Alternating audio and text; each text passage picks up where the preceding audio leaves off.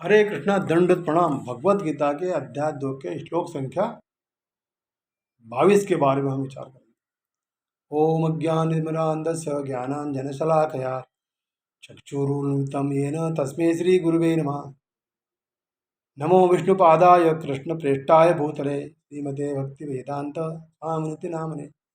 नमस्ते सरस्वती देवे गौरवाणी प्रचारणे निर्विशेषा शून्यवादी पाश्चात्य देशतारणे।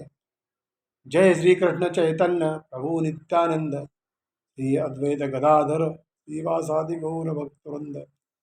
हरे कृष्ण कृष्ण कृष्ण हरे हरे, हरे राम राम राम हरे हरे। श्लोक संख्या 22 में कहा गया है, वांसास जीर्णानि यथा विहाय नवानि गृह्णानि नरोपराणि तथा शरैराणि विहाय जीर्णानि नन्नानि संयाति नवानि देहि। जिस प्रकार मनुष्य पुराने वस्त्रों को त्याग कर नए वस्त्र धारण करता है, उसी प्रकार आत्मा पुराने तथा व्यर्थ के शरीरों को त्याग कर नवीन भौतिक शरीर प्राप्त करता है। अणु आत्मा द्वारा शरीर का परिवर्तन एक स्वीकृत तथ्य है।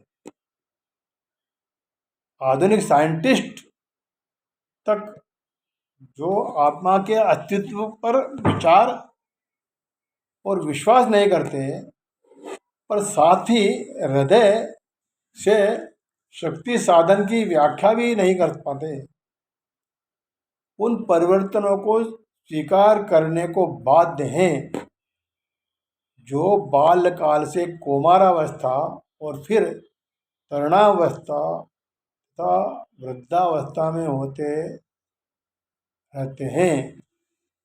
वृद्धावस्था में यही परिवर्तन दूसरे शरीर में स्थानांतरित ट्रांसफर हो जाता है। इसकी व्याख्या हम पिछले बार कर चुके हैं। अणु आत्मा का दूसरे शरीर में स्थानांतरण परमात्मा की कृपा से संभव है।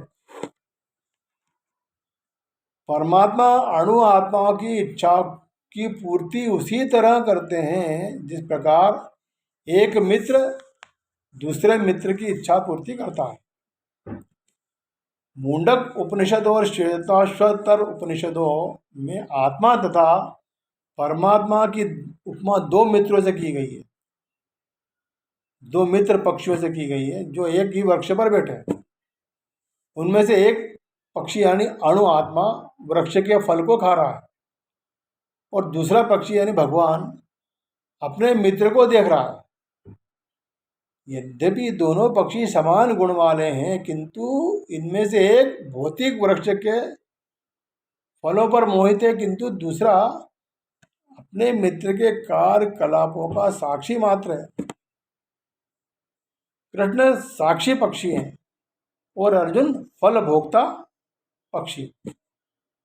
यद्यपि दोनों मित्र हैं, किंतु फिर भी एक स्वामी है और दूसरा सेवक।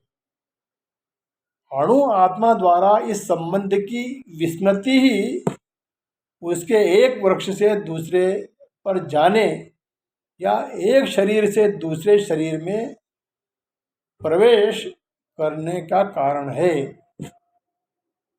जीवात्मा प्राकृत शरीर रूपी वृक्ष पर अत्यधिक संघर्षशील है, किंतु जो ही यह दूसरे पक्षी को परम गुरु के रूप में स्वीकार करता है, जिस प्रकार अर्जुन को भगवान कृष्ण ने उपदेश दिया और वह स्वेच्छा से उनकी शरण में जाता है, तो ही परतंत्र पक्षी तुरंत सारे शोकों से विमुक्त हो जाता है। मुंडक उपनिषद में कहा गया है कि यद्यपि दोनों पक्षी एक ही वृक्ष पर बैठे, किंतु फल खाने वाला पक्षी वृक्ष के फल के भोक्ता रूप में चिंता तथा विषाद में निमग्न है।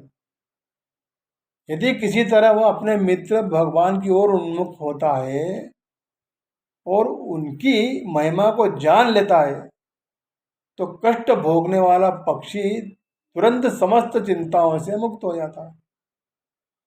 अतः अर्जुन ने अपना मुख अपने शाश्वत मित्र कृष्ण की ओर फेरा है और उनसे भगवत गीता समझ रहा है। इस प्रकार वह कृष्ण से श्रवण करके भगवान की परम महिमा को समझकर शोक से मुक्त हो सकते हैं।